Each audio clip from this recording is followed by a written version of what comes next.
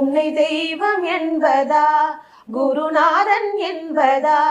என்னை பார்த்து பார்த்து வளர்ப்பதனால் அன்னை என்பதா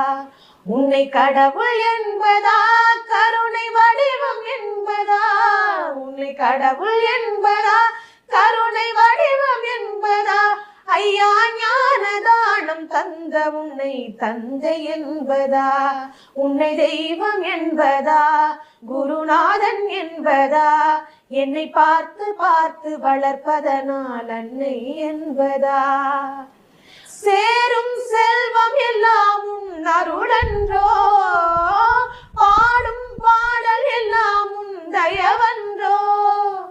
சேரும் செல்வம் எல்லாம் உன் அருளன்றோ